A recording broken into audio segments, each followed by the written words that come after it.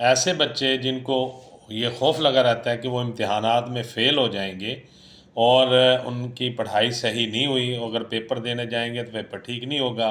और जब रिज़ल्ट आएगा तो वो फ़ेल होंगे, तो ऐसे बच्चों के लिए ऐसा खौफ ख़त्म करने के लिए जो फ़ेल होने का डर है, खौफ है, होम्योपैथिक में बायोकेमिकल अद्वियात हैं जिन्हें इस्तेमाल करने से ये डर और खौफ उनका ख़त्म हो जाएगा। जो फ़ेल होने का खौफ है और फ़ेल हो जाने का जो उनको डर लगा रहता है, तो उसके लिए कालीफास है, 6x पोटेंसी में टैबलेट ले लेंगे, सिलिशिया है 6x पोटेंसी में, ये भी टैबलेट ले लेंगे और 3 गोलियाँ सिलिशिया की 6x की और 3 गोलियाँ कालीफास 6x की आप लेकर उन बच्चों को देंगे सुबह दोपहर शाम 3-3 गोलियाँ दोनों मेडिसिन की, तो इंशाल्लाह चंद ही दिनों में जो फ़ेल होने का खौफ है, जो फ़ेल होने का डर है, ये उनका ख़त्म हो जाएगा और वो इंशाल्लाह ताला अच्छे पेपर करेंगे।